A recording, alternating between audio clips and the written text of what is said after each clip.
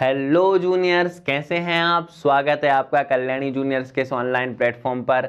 मैं जगजीत सिंह और आज मैं डील करने वाला हूं आपकी क्लास 8 की एनसीईआरटी जो साइंस टेक्स्ट बुक है उसका 18 चैप्टर मैं पहले ही डिस्कस कर चुका हूं पार्ट 1। आज हम 18 चैप्टर के पार्ट 2 के बारे में बात करेंगे। पार्ट 1 में हमने डिस्कस किया था कि एयर पॉल्यूशन क्या होता है और वहां पर मैंने आपको पॉल्यूशन के कंबाइंड डेफिनेशन भी दी थी। आज हम वाटर पॉल्यूशन के बारे में जानने वाले हैं, तो चलिए वाटर पॉल्यूशन की तरफ बढ़ते हैं। मैं आपसे ये कहना चाहूँगा कि अगर आपने मेरा प्रीवियस वीडियो नहीं देखा है तो जाकर देखें, क्योंकि क्या होता है जब आप चीज़ों को लिंक करेंगे तभी आपको चीज़ें समझ में आएंगी। आप एकदम से किसी चीज़ के ऊपर बढ़ जाएंगे तो आपको समझ में नहीं आएगा। हमें स्टेप बाय स्टेप चलना है। स्टेप बाय स्टेप अगर हम चलेंगे तो हमारे कॉन्सेप्ट्स क्लियर होंगे, और अगर हमें कॉन्सेप्ट्स क्लियर हो जाएंगे तो क्या होगा, हमें एग्जाम में बिल्कुल भी प्रॉब्लम नहीं आने वाली।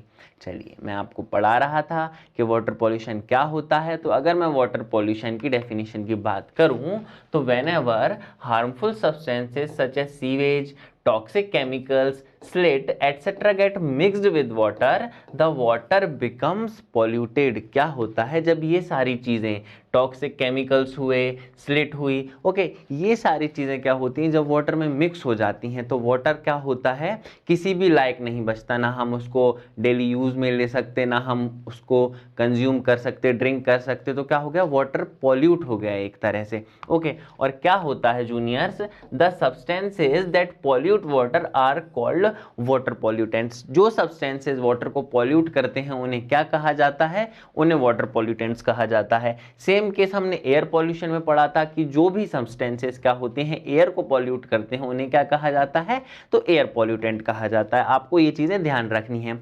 आज के लेक्चर को आपको प्रीवियस लेक्चर से थोड़ा सा लिंक करते हुए चलना है ताकि आपको क्या हो, चीजें बहुत अच्छे से क्लियर हो।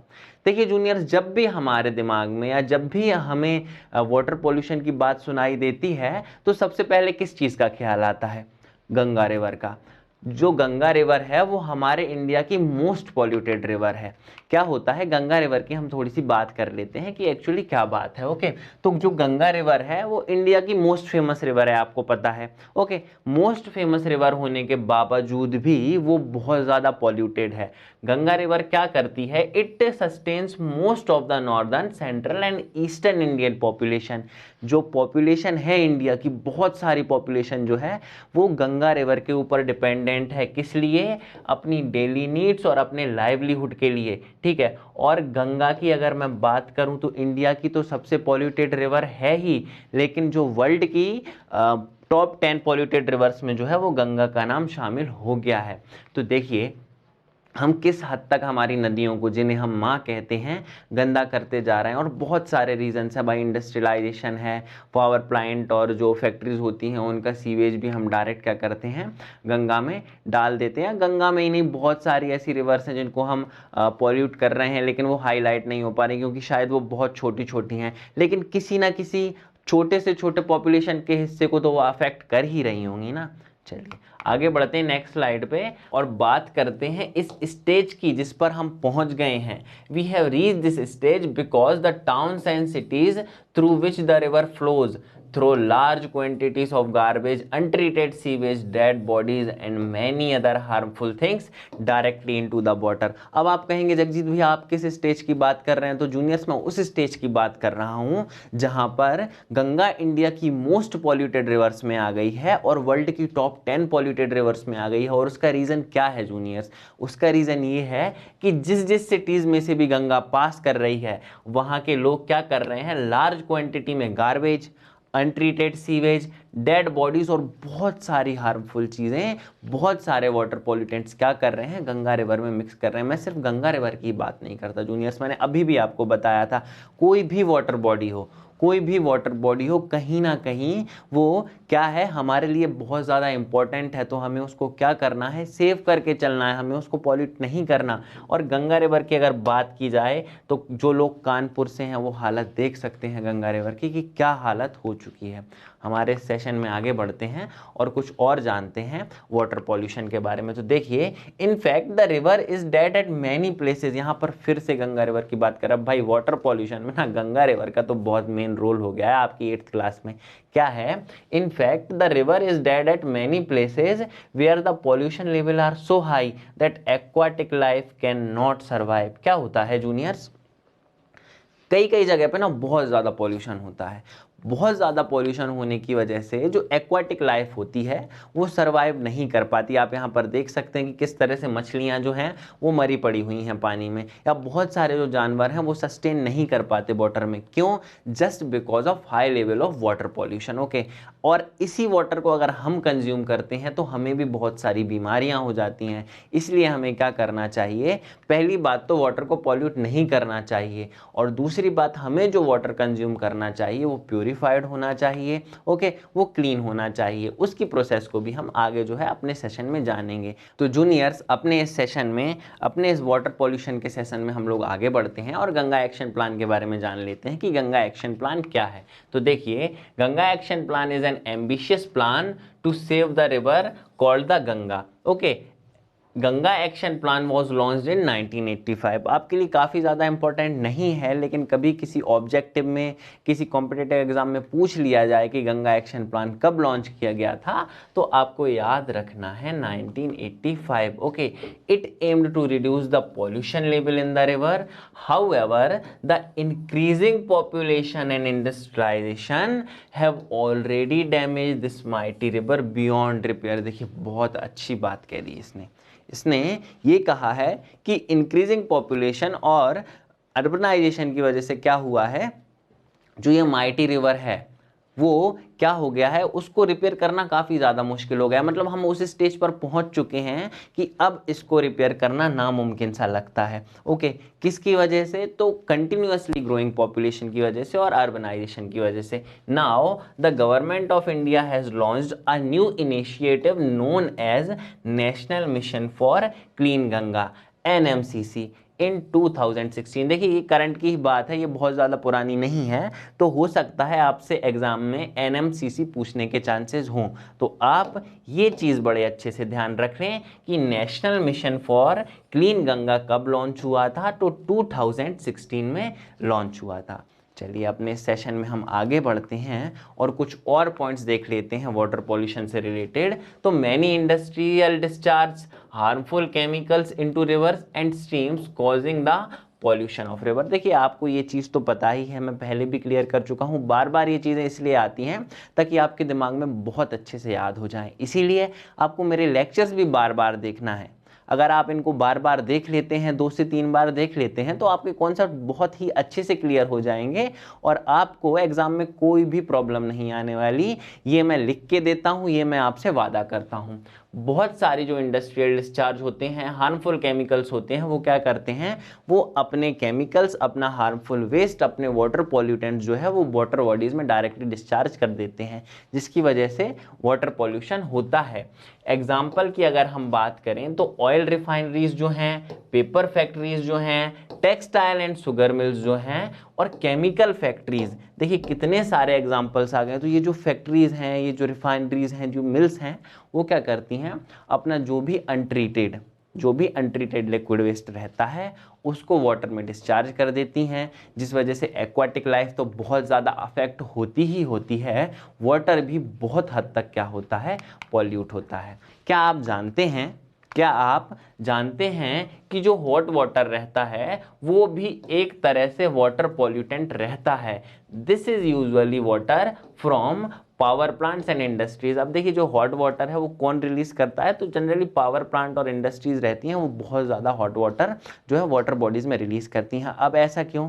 क्योंकि वहाँ पर बहुत सारी मशीन्स यूज़ होती हैं। जब वो मशीन्स कंटिन्यूसली वर्क करेंगी, पावर प्लांट और बहुत सारी फैक्ट्रीज में जब वो मशीन्स कंटिन्यूसली वर्क करेंगी तो वो गर्म हो जाएंगी। उनको ठंडा करने के लिए उन पर पानी डाला जाता है, तो पानी उनकी हीट ले लेता है और पानी बहुत ज़्यादा गर्म हो जाता है, और वही पानी डायरेक्टली वाटर बॉडीज़ में क्या कर दिया जाता है, डिस्चार्ज कर दिया जाता है। Okay, it is released into the water, it raises the temperature of the water body, adversely affecting the animals and plants living in it. क्या होता है, बहुत ज़्यादा वाटर जो है वो हॉट है और वो क्या कर दिया, वाटर बॉडीज़ में उसको डिस्चार्ज कर दिया इन लोगों ने। तो वो क्या करता है, उस पर्टिकुलरली वाटर बॉडी का टेम्परेचर भी जो है वो बहुत ज़्यादा हाई कर देता है। उस वजह से जो एक्वाटिक एनिमल्स हैं, जो एक्वाटिक प्लांट्स हैं, वो बहुत ज़्यादा अफेक्ट होते हैं, क्योंकि जो उनका टेम्परेचर है वो इंक्रीज़ हो गया। देखिए, जब आपके लिए भी टेम्परेचर बहुत ज़्यादा बढ़ा दिया जाता है तो आप भी बहुत ज़्यादा अनकंफर्टेबल हो जाते हैं। ओके, तो जो एक्वाटिक एनिमल्स हैं, जो एक्वाटिक प्लांट्स हैं, उन्हें एक अनकंफर्टेबल, अनसूटेबल एनवायरनमेंट मिलता है, जिसकी वजह से वो सर्वाइव नहीं कर पाते। आपको ये बात क्लियर हुई होगी। चलिए आगे बढ़ते हैं और एक और कॉन्सेप्ट समझते हैं छोटा सा। जो हमारे बूझो भैया हैं वो क्या कर रहे हैं, बूझो इज वेरी अपसेट, भाई बहुत उदास हैं। ही टेल्स पहेली that he drank water which looked clear and was without any smell but still he feel sick. क्या हुआ भाई, इनने एक पानी पी लिया और इन्होंने, जो पहेली दीदी हैं बूझो भैया ने उनसे कहा कि भाई पानी जो है वो मुझे साफ भी दिख रहा था और पानी में से कोई स्मेल भी नहीं आ रही थी, फिर भी मैं ना सिक फील कर रहा हूँ, ऐसा क्यों। तो पहेली बहुत इंटेलिजेंट है। पहेली ने बताया कि पहेली explain that water which looks clean may still have disease carrying microorganisms and dissolve impurities. देखिए, आपके लिए बहुत ही ज़्यादा इंपॉर्टेंट पॉइंट है कि जो पानी साफ दिखता है या जिसमें कोई स्मेल नहीं आती, वो भी डिसीज कैरिंग माइक्रो ऑर्गेनिजम्स रखता है। और क्या होता है, बहुत सारी इम्प्योरिटीज होती हैं उसमें, तो हमें क्या इंश्योर करना चाहिए, so it is essential to purify water before drinking, for example by boiling. तो जो वाटर है हमको उसको प्यूरिफाई करना चाहिए पीने से पहले। ओके, और अगर हम प्यूरिफाइंग की कुछ प्रोसेस देखें तो एक बहुत नॉर्मल प्रोसेस है जो हमारे घर में होती है, क्या है, जो बॉइलिंग। तो हमें हमेशा पानी उबाल कर पीना चाहिए। ये जो है पहेली दीदी ने बूझो भैया को बताया। तो जूनियर्स, आइए अपने इस सेशन में बात करते हैं और आगे बढ़ते हुए देखते हैं कि water which is suitable for drinking is called portable water. क्या आपको ये चीज़ पता थी? पता थी तो बहुत अच्छी बात है, नहीं पता थी तो आज आपके जगजीत भैया ने आपको बता दिया है कि जो पानी पीने के लिए सूटेबल रहता है उसके लिए हम किस वर्ड का यूज़ करते हैं, तो उसे हम पोर्टेबल वाटर कहते हैं। आपको ये चीज़ ध्यान रखनी है, आपके एग्जाम में ये चीज़ आने के क्या है जूनियर्स, पूरे चांसेस हैं। फिर से मैं आपको बता दूं कि जो पानी पीने के लिए सूटेबल रहता है उसे क्या कहा जाता है, उसे पोर्टेबल वाटर कहा जाता है। मूविंग टू द नेक्स्ट, अब हम जान लेते हैं कुछ और पॉइंट्स के बारे में। तो जो बहुत सारे हाउस होल्ड हैं क्या करते हैं, वो many household use boiling as a method for obtaining safe drinking water. अभी हमने बूझो और पहेली को देखा था, ठीक है। तो क्या हुआ था कि जो बूझो है उसने पानी पी लिया था, जो कि क्या दिख रहा था, उसे साफ भी दिख रहा था और कोई स्मेल नहीं आ रही थी, फिर भी वो बीमार हो गया था। तो पहेली ने उसे बताया था कि वाटर को हमको प्योरीफाई करके पीना चाहिए। ओके, तो उन्हीं कुछ पॉइंट्स पर हम लोग अभी चर्चा करते हैं इस अपनी स्लाइड में। तो many household use boiling as a method for obtaining safe drinking water. ठीक है, एक बॉइलिंग भी एक प्रोसेस है जिससे क्या कर सकते हैं, हम सेफ ड्रिंकिंग वाटर को ऑब्टेन कर सकते हैं। Boiling kills the germs present in the water. Chlorination is a commonly used chemical method for purifying water. अब जगजीत भैया क्लोरीनेशन में क्या होता है, तो देखिए, it is done by adding chlorine tablets और bleaching powder to the water. Okay, क्या होता है इसमें, क्लोरीन टैबलेट्स या ब्लीचिंग पाउडर को हम वाटर में डाल देते हैं, जिस वजह से क्या होता है, वाटर में बहुत सारे जो माइक्रो ऑर्गेनिजम्स होते हैं या तो वो खत्म हो जाते हैं या बहुत सारी इंप्योरिटीज हैं जो दूर हो जाती हैं। तो क्लोरीनेशन क्या करता है, वाटर को प्यूरिफाई करने का काम ही करता है। But we must be cautious, we should not use more chlorine tablets than specified. जितनी स्पेसिफाइड टैबलेट्स हैं उनके अलावा हमको बहुत ज़्यादा यूज़ नहीं करनी है, क्योंकि बहुत ज़्यादा कमी या बहुत ज़्यादा किसी चीज़ की खराब होती है। आपने वो सुना होगा, अति सर्वत्र वर्जते। ओके, तो हमें किसी भी चीज़ की अति नहीं करनी है। ओके, हमें ऐसा भी नहीं करना है कि घर पे हम पढ़ ही नहीं रहे हैं, हमें पढ़ना है, हमें वीडियोज़ देखना है, कल्याणी जूनियर्स के वीडियोज़ देखना है, जगजीत भैया के वीडियोज़ देखना है, ताकि अपकमिंग एग्जाम्स में हम बहुत अच्छा स्कोर कर सकें। तो आइए बच्चों, हमारे इस सेशन के लास्ट कॉन्सेप्ट पर बात कर लेते हैं, जो क्या है, जो कि है व्हाट कैन बी डन। भाई हम क्या कर सकते हैं। जो हमारी माइटी रिवर गंगा की हालत है, जिस तरह से हम लोग वाटर पॉल्यूशन कर रहे हैं, उन सब चीज़ों से ओवरकम करने के लिए हमें क्या करना चाहिए, हमें किन किन बातों का ध्यान रखना चाहिए, क्या क्या चीज़ें इंश्योर करना चाहिए। तो देखिए फर्स्ट पॉइंट तो यही है कि discharge of untreated sewage and effluents in water bodies should be strictly prohibited. Okay, secondly हमें ध्यान रखना है कि every city should have a sewage treatment plant. Then public awareness about harms of ideal immersion should be increased। अब इसमें क्या कह रहा है ये, इस पॉइंट में ये कह रहा है कि लोग बाग जो मूर्तियां लगाते हैं, ठीक है, जो गणेश चतुर्थी के टाइम आती हैं, जो नवरात्रि के टाइम जो मूर्तियां लगाते हैं, वो उनको डायरेक्टली वाटर में डाल देते हैं। तो ये सब चीज़ें भी हमको बहुत ज़्यादा ध्यान रखनी है, लोगों को इस बारे में अवेयर करना है कि श्रद्धा के नाम पे, अंधश्रद्धा के नाम पे जो है वो ह्यूमन लाइफ खराब ना करें। ओके, नेचर को खराब ना करें, वाटर बॉडीज को पॉल्यूट ना करें। ये किसका फर्ज बनता है, ये मेरा और आप लोगों का फर्ज बनता है कि लोगों को हम अवेयर करें इस चीज से। ओके, लास्ट पॉइंट, तो traditional crematoriums should be replaced with electric crematoriums. Traditional crematoriums होते हैं, उन्हें हम लोग इलेक्ट्रिक क्रेमेटोरियम से रिड्यूस कर सकते हैं, रिप्लेस कर सकते हैं। ओके, क्यों? क्योंकि इस वजह से जो है वो वाटर पॉल्यूशन और एयर पॉल्यूशन दोनों में बहुत ज़्यादा इफेक्ट आएगा, बहुत ज़्यादा जो है हम बहुत हद तक इनको क्या कर पाएंगे, सेव कर पाएंगे। तो इस तरह से जो है वो हमारा सेशन यहाँ पर ख़त्म होता है। ठीक है, तो बच्चों इस तरह से जो है मैंने आपका क्लास 8 का सिलेबस पूरी तरह डील कर दिया है। चैप्टर 1 से लेके लास्ट चैप्टर तक मैंने सारे चैप्टर्स बहुत ही अच्छे से डील किए हुए हैं, जो कि टू द सिलेबस हैं और एग्जाम पॉइंट ऑफ व्यू से काफ़ी ज़्यादा इंपॉर्टेंट हैं। तो आपको ध्यान रखना है, सारे लेक्चर्स को बहुत अच्छे से देखना है, बार बार देखना है, और कोई डाउट लगे तो आप कमेंट सेक्शन में कमेंट ड्रॉप कर सकते हैं। ओके, हमें अपने टेलीग्राम चैनल कल्याणी जूनियर्स पर आप क्या कर सकते हैं, ज्वाइन कर सकते हैं, या फिर आप पर्सनली मुझे जगजीत सिंह दांगी इंस्टा हैंडल पर क्या कर सकते हैं, फॉलो कर सकते हैं। तो आपके जो भी क्वेश्चंस रहेंगे, जो भी क्वेरीज रहेंगी, मैं पॉसिबली उन सबके आंसर देने का ट्राई करूंगा। तो मिलते हैं आप अगली क्लास में, लेकिन आप ध्यान रखें, progress is progress, no matter how small it is. तो आपको प्रोग्रेस करनी है, आपको रोज पढ़ना है, थोड़ा थोड़ा, थोड़े थोड़े वीडियोस आपको रोज देखने हैं, ताकि एग्जाम टाइम पर आपके पास क्या ना हो,